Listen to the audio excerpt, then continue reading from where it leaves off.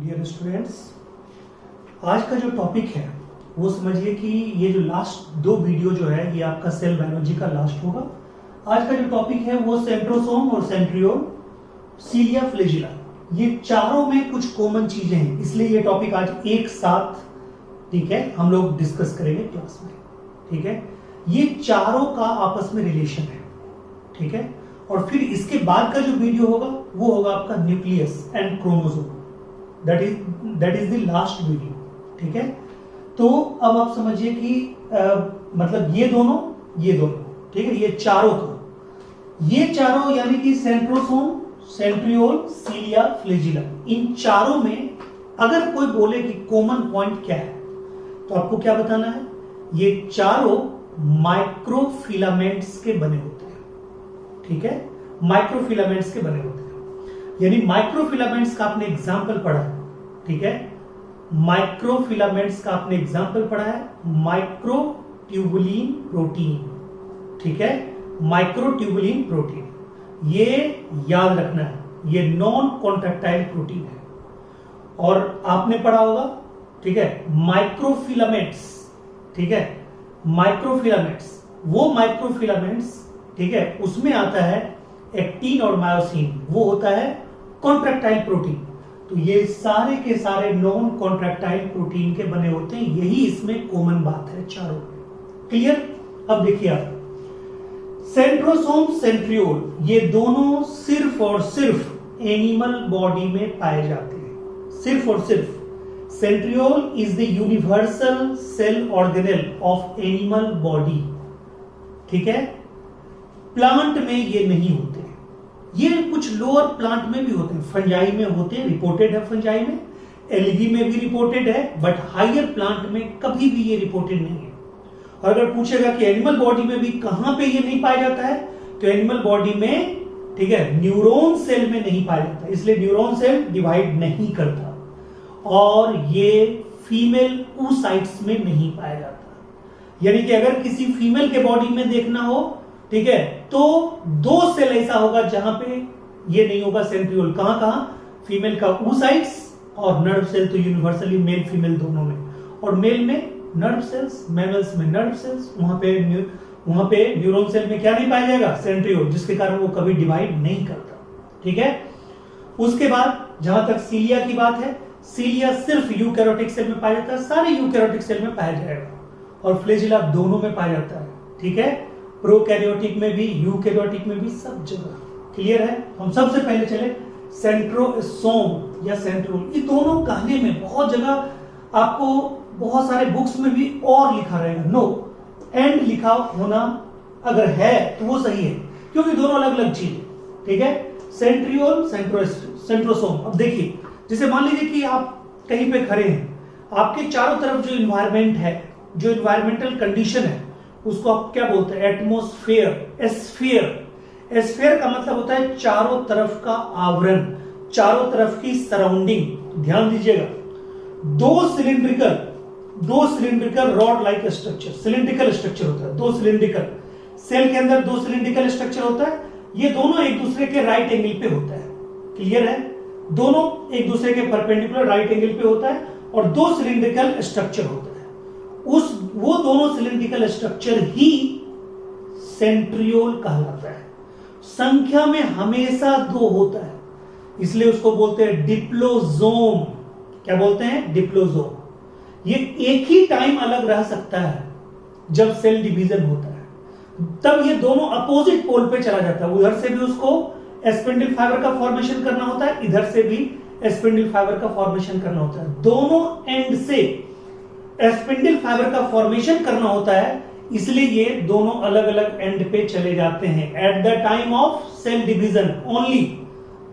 उस टाइम को छोड़ के बाकी पूरे throughout the cell life cycle, ठीक है, ये दोनों साथ में रहते हैं, इसलिए इनको बोलते हैं डिप्लोजोम। ये डिप्लोजोम देखिए, ये दोनों साथ में हैं, इनके चारों तरफ, ठीक है, सेंट्रियोल के चारों तरफ जो मेटेरियल्स होते हैं उनको बोलते हैं पेरीसेंट्रियोलर मटेरियल। इस पेरीसेंट्रियोलर मटेरियल जो होते हैं साइटोप्लाज्मिक मटेरियल, ये इसके चारों तरफ, दोनों सेंट्रियोल के चारों तरफ रो में पाए जाते हैं। ठीक है, इनका रो बना होता है, 1 रो, 2 रो, 3 रो, 4 रो। ये जो चारों पांचों रो देखते हैं, संख्या कुछ भी हो सकता है, वेरी कर सकता है 10 के अंदर। ये जो रो है, ये जो पूरा रो है, सब मिला के हम लोग बोलते हैं सेंट्रोस्फेयर, यानी सेंट्रियोल के चारों ओर का स्फेयर, सेंट्रियोल के चारों तरफ का इन्वायरमेंट, सेंट्रियोल के चारों तरफ का सराउंडिंग, सेंट्रोस्फेयर, या इसी को बोलते हैं काइनोप्लाज्म। अब देखिए आप, ये सेंट्रियोल, दोनों सेंट्रियोल और plus centrosphere is collectively called, centriole plus centrosphere collectively called, ठीक है, सेंट्रोसोम। ये दोनों मिल के कहलाता है सेंट्रोसोम। क्या कहलाएगा? सेंट्रोसोम। क्लियर हो गया? दोनों मिलके कहलाता है सेंट्रोसोम। अब देखिए मैं आपको एक अलग से चीज बताता हूं। ये जो है कहता है, ये जो सेंट्रोस्फेयर है, कहता है what is centrosphere? Cloud of amorphous pericentriolar material. NCERT का लाइन है, बिल्कुल ये याद रखना है, नीट में क्वेश्चन आया हुआ है। ठीक है, नीट में क्वेश्चन आया हुआ है।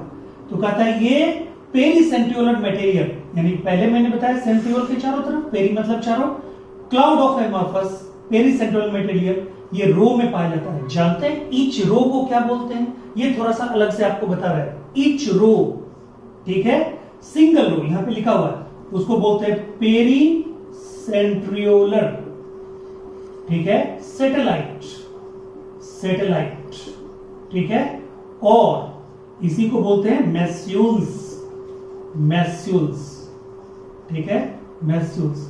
यानी सिंगल रो को हम लोग क्या बोलते हैं? मैस्यूल्स। यानी ये भी कह सकते हैं group of massules is known as centrosphere, group of pericentriolar satellite is known as kinoplasm, ठीक है। एंड काइनोप्लाज्म और centrosphere plus centriole is collectively called, क्या कहेंगे? Centrosome. It is also a membraneless structure. ये क्या है? मेम्ब्रेनलेस स्ट्रक्चर है, ये मेम्ब्रेनलेस स्ट्रक्चर है, ये मेम्ब्रेनलेस स्ट्रक्चर है। और मैंने आपको पहले ही बताया है, स्ट्रक्चरली पहले ही बता दिया है। क्या बताया है? ये माइक्रो, ठीक है, ट्यूब्यूल्स के बने होते हैं, ये ट्यूबुलिन प्रोटीन के बने होते हैं। और ट्यूबुलिन प्रोटीन नॉन, ये tubulin protein non contractile protein है, वो कॉन्ट्रैक्टाइल प्रोटीन बिल्कुल भी नहीं है। क्लियर आ जाएगी। साइटोस्केलेटन टॉपिक में मैंने आपको बताया था, ठीक है, कि माइक्रो ट्यूब्यूल्स, माइक्रो फिलामेंट्स, ठीक है, इसमें मैंने बताया था। अब आप देखिए, ये जो होता है ट्यूबुलिन प्रोटीन, ट्यूबुलिन प्रोटीन का उसी में बताया जो यूनिट्स होता है उसको बोलते हैं माइक्रोट्यूब्यूल। माइक्रोट्यूब्यूल अगर एक संख्या में हो तो बोलते हैं सिंगलेट, अगर डबल में हो तो डबलेट, अगर 2 से ज्यादा हो, 3 हो तो ट्रिपलेट, ठीक है। तो यहां पे जो स्ट्रक्चर है, जो सेंट्रियोल का माइक्रोस्कोपिक स्ट्रक्चर है, जो सेंट्रियोल का डिटेल अल्ट्रा स्ट्रक्चर है, उसको बोलते हैं कि ये कैसा स्ट्रक्चर है? कार्ट व्हील स्ट्रक्चर है, कार्ट व्हील स्ट्रक्चर। या सिंपल, आपके घर में बाइसिकल है, बाइसिकल का जो आगे वाला व्हील है, उस व्हील को आप कंसीडर कीजिए, ठीक है। वो व्हील को दिमाग में रखिए और बिल्कुल आपको क्लियर आपको दिखाई पड़ेगा कि क्या होता है। ध्यान दीजिए, यानी कि हमने क्या बोला कि अगर 3 माइक्रोट्यूब्यूल का सेट हो तो उसको हम लोग क्या बोलेंगे? ट्रिपलेट। ऐसे ऐसे 9 ट्रिपलेट माइक्रोट्यूब्यूल्स होते हैं पेरीफेरल में। तो देखिए यहां पे, ठीक है, 1 2 3 4 5 6 7 8 9 माइक्रोट्यूब्यूल है। इसको आप लिख सकते हैं, क्या लिख सकते हैं? ए बी सी, सब में ए बी सी। ये पूरा ए बी सी करके ये 3 माइक्रोट्यूब्यूल के सब यूनिट्स हैं, ठीक है। ये सब यूनिट्स, 3 का एक सेट, 3 का ट्रिपलेट, यानी टोटल ट्रिपलेट की संख्या अगर आपको पूछेगा सेंट्रियोल में तो कहिएगा 18 माइक्रोट्यूबुलिन प्रोटीन। क्लियर? ट्रिपलेट पूछेगा तो 9, ठीक है। पोजीशन पूछेगा तो पेरीफेरल पूछेगा, क्या बीच में कुछ होता है? कहिएगा नो, बीच में होता तो है लेकिन ट्रिपलेट डबलेट नहीं होता, बीच में, ठीक है, प्रोटीन ही होता है, ठीक है, प्रोटीन का जो स्ट्रक्चर बीच में होता है उसको क्या बोलते हैं? तो आप साइकिल के अगले व्हील पे चले जाइए, ठीक है, साइकिल के अगले व्हील पे या बाइक के अगले व्हील में देखिएगा बीच में जो स्ट्रक्चर होता है उसको बोलते हैं हब। क्या बोलते हैं? हब। इसको भी बोलते हैं प्रोटीन हब। इसको क्या बोलते हैं? Protein hub. इसको बोलते हैं प्रोटीन हब। और उस प्रोटीन हब में किनारे से निकला हुआ और हब को जोड़ने वाला एक स्ट्रक्चर होता है, लाइन होता है, उसको बोलते हैं, ठीक है, स्पॉक।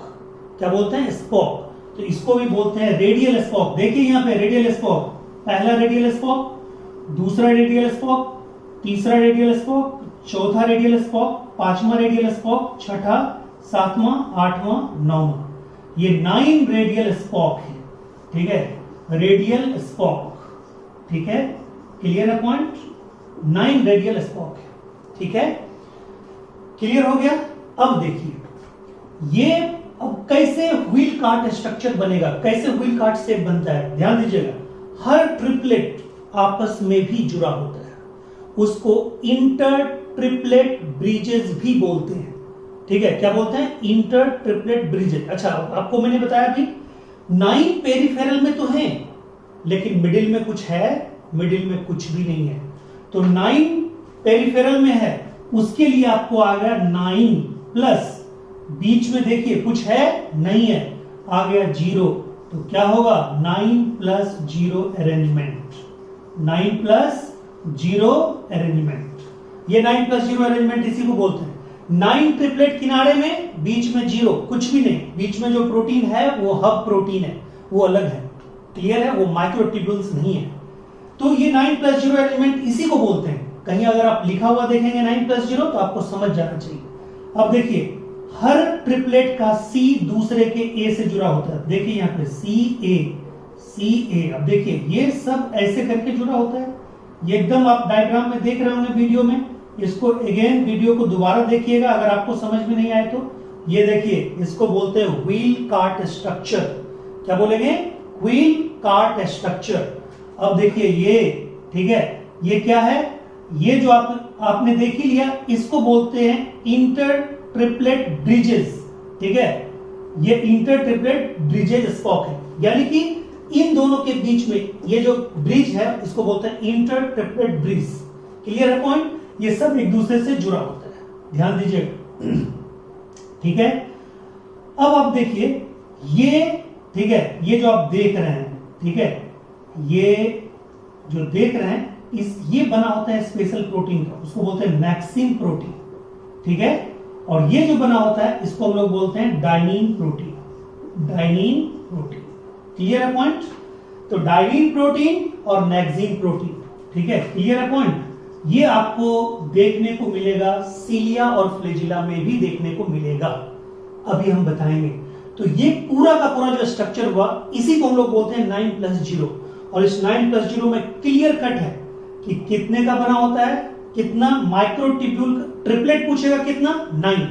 माइक्रोट्यूब्यूल की टोटल संख्या 27। क्यों? 18 गलत, यहां पे गलती से लिखा हुआ है 27 होगा, सॉरी 27, यानी कि 9, ठीक है, 9 इंटू 3, 9 इंटू 2 नहीं, 9 इंटू 3 यानी कि 27। ये क्या है? 27।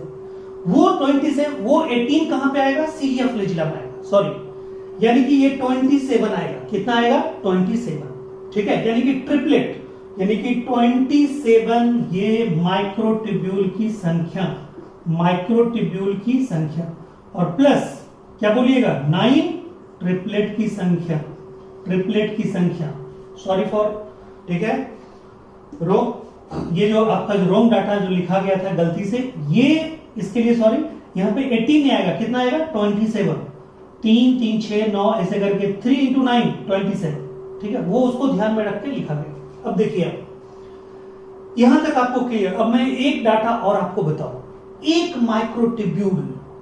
माइक्रोट्यूबुलिन यूनिट जो है उसके अंदर भी आपको मैंने वहां पे बताया था साइटोस्केलेटन में, माइक्रोफिलामेंट्स में, माइक्रोबॉडीज में, क्या, ठीक है, उसमें बताया था कि एक माइक्रोट्यूबुलिन प्रोटीन के अंदर भी 13 माइक्रोफिलामेंट्स होते हैं। एक बार एम्स में क्वेश्चन आया, ठीक है, एक माइक्रोट्यूबुलिन के अंदर में 13 सब यूनिट होते हैं जिसको बोलते हैं प्रोटोफिलामेंट्स।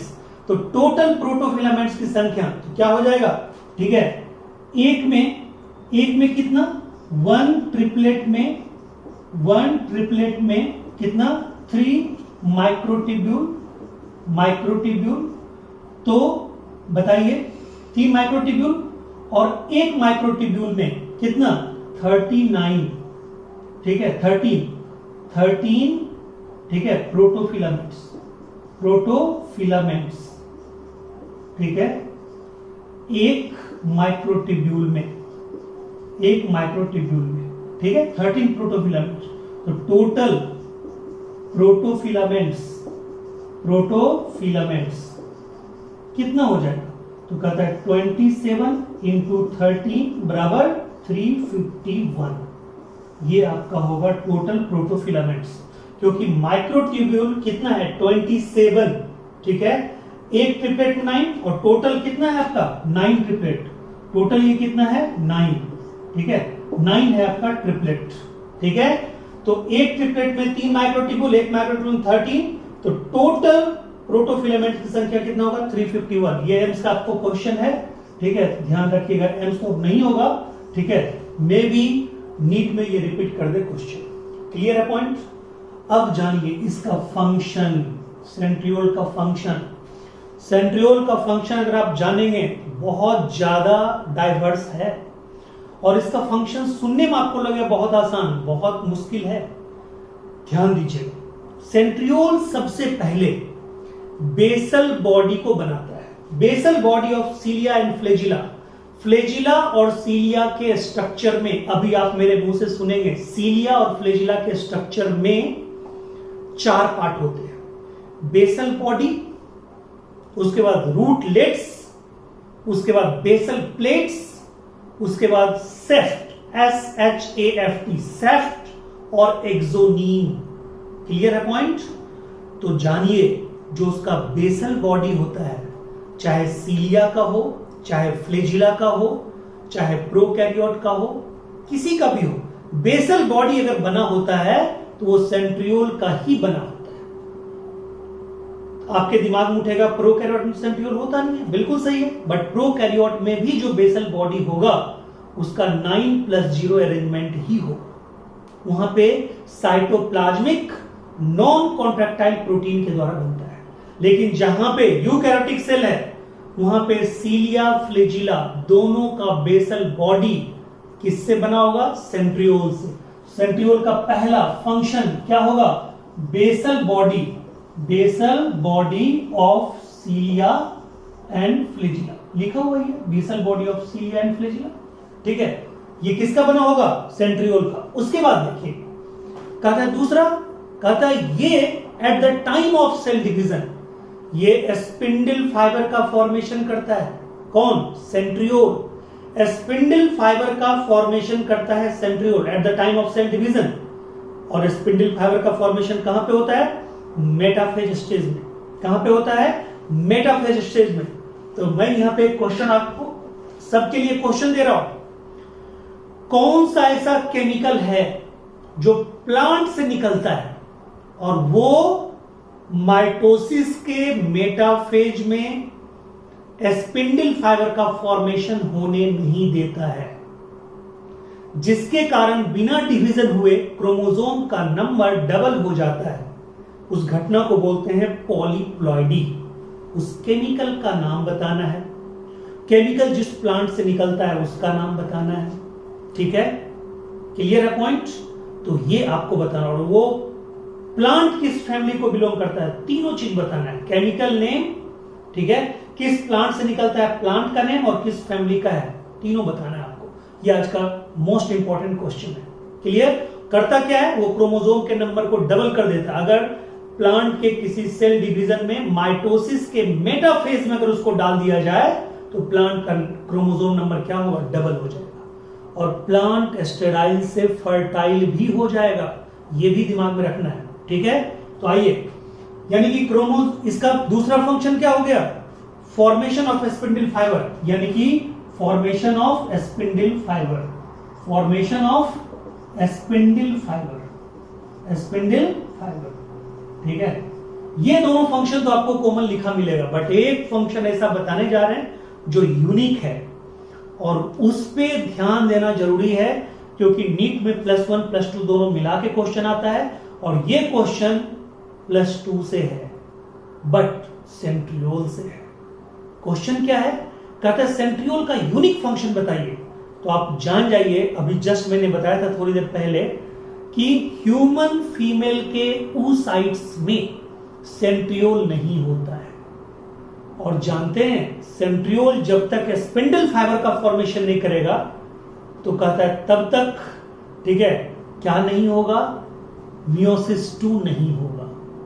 मियोसिस 2 नहीं होगा, यानी मियोसिस में जो मियोसिस 1 और मियोसिस 2 होता है, यानी मियोसिस 2 ऑफ oogenesis, यानी एग फॉर्मेशन का मियोसिस 2 स्टेज हो ही नहीं सकता बिना सेंट्रियोल का। तो अब सोचिए, oogenesis होता कहां पे है, फीमेल में। एग का बनना कहां है, फीमेल के ओवरी में, और उसको जरूरत पड़ता है किसका, सेंट्रियोल का। सेंट्रियोल वहां है नहीं, तो सेंट्रियोल उधार देता है कौन, कहता है मेल का sperm. Just after entry of sperm into female ovum, the meiosis 2 of ovum is completed and thus mature ovum is produced with the help of a special centriole present in the human sperm known as proximal centriole. Clear है point? यानी proximal centriole वहां, यानी proximal वहां centriole है, इसका मतलब distal भी होगा। यस, कहता है ह्यूमन स्पर्म में दो सेंट्रियोल होता है, एक प्रॉक्सिमल एक डिस्टल। प्रॉक्सिमल का काम बता दिए, प्रॉक्सिमल का काम आपको बता दिए कि ह्यूमन फीमेल के oogenesis के प्रोसेस में, ओवरी में जो oogenesis होगा उसका जो मियोसिस 2 होगा उसको पूरा करवाएगा, यानी वो it helps in the completion of meiosis division. दूसरा, जब जायगोट बन जाता है तो जायगोट में जो डिवीजन होता है जिसको आप क्लीवेज बोलते हैं, जो इंट्रोडक्शन क्लास में बताए हुए, वो क्लीवेज को भी यही इनिशिएट करता है, कौन, सेंट्रियोल। लेकिन ह्यूमन स्पर्म में जो डिस्टल सेंट्रियोल है वो क्या करता है, डिस्टल सेंट्रियोल का काम है स्पर्म के फाइबर को बनाना, टेल फाइबर को बनाना, जिसके सहारे स्पर्म मूव करता है, जिसके कारण स्पर्म में फ्लैजेलेट मूवमेंट होता है। क्लियर है पॉइंट यहां तक? अब आइए देखिए सिलिया और फ्लैजिला। कहते हैं सिलिया फ्लैजिला भी माइक्रोट्यूब्यूल्स का बना हुआ है, पहले ही हमने बता दिया।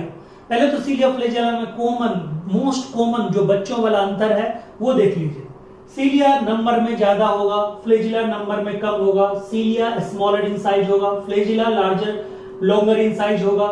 ये यूकैरियोटिक सेल में ही होगा, ये दोनों में होगा। उसके बाद ये पूरे सरफेस पे होगा, ये या तो एक एंड पे होगा या दूसरे एंड पे भी, मतलब या तो एक एंड पे या दोनों एंड पे, बट पूरे बॉडी पे कभी नहीं, ठीक है। फिर कहता है कि ये लोकोमोशन में हेल्प करेगा, फीडिंग में हेल्प करेगा, सर्कुलेशन में भी हेल्प करेगा। ये सिर्फ और सिर्फ लोकोमोशन में, ठीक है, क्या करता है, लोकोमोशन में ही सिर्फ हेल्प करता है। और आपको पता है फ्लैजिला सिर्फ बैसिलस बैक्टीरिया में पाया जाता है, ठीक है, कोकस बैक्टीरिया में नहीं पाया जाता है। तो मैंने वहां पे आपको ये भी बताया है कि ये आपको सेकेंड चैप्टर जो होगा बायोलॉजिकल क्लासिफिकेशन, उसमें जो बैक्टीरिया पढ़ाएंगे तो याद दिला देना आप उसमें, या मैं आपको याद दिला दूंगा कि बैक्टीरिया यानी कि बैसिलस बैक्टीरिया फ्लैजिला के आधार पे 5 तरह के होते हैं, ठीक है। मोनोट्राइकस, एक एंड पे एक फ्लैजिला, ठीक है। एम्फीट्राइकस, दोनों एंड पे एक एक फ्लैजिला, ठीक है। सिफेलोट्राइकस, ठीक है, दोनों एंड पे ग्रुप ऑफ फ्लैजिला, ठीक है। एक एंड पे ग्रुप ऑफ फ्लैजिला, लोफोट्राइकस, पूरे पे पेरिट्राइकस, ठीक है, या होलोट्राइकस, ये बताएंगे उसमें, इस पे ज्यादा दिमाग नहीं लगाना, ठीक है। अब देखिए, कहता है ये सिलिया फ्लैजिला का बेसल बॉडी, इसके क्या होगा, सिलिया फ्लैजिला में बेसल बॉडी होगा, और दूसरा मेन पार्ट क्या होगा, सेफ्ट, जिसको हम लोग एक्सोनीम बोलते हैं, ठीक है। तो बेसल बॉडी में तो यही होगा 9 + 0, क्योंकि बेसल बॉडी किसके द्वारा बनता है, सेंट्रियोल के द्वारा। बट जो एक्सोनीम होगा, जो सेफ्ट पार्ट होगा, उसमें होगा 9 + 2 अरेंजमेंट। क्या होगा, 9 + 2 अरेंजमेंट। लेकिन यहां 9 + 2 में अंतर है, यहां 9 ट्रिपलेट नहीं है, यहां 9 है डबलेट। 9 क्या है, डबलेट। यहां पे कितना होगा, 9 × 2, 9 × 2 18। और देखिए बीच में भी 2 है, बीच में भी 2 है माइक्रोट्यूब्यूल, तो +2 यानी टोटल माइक्रोट्यूब्यूल की संख्या कितनी होगी 20। यहां टोटल माइक्रोट्यूब्यूल की संख्या कितनी थी 27, वहां कितनी है 20।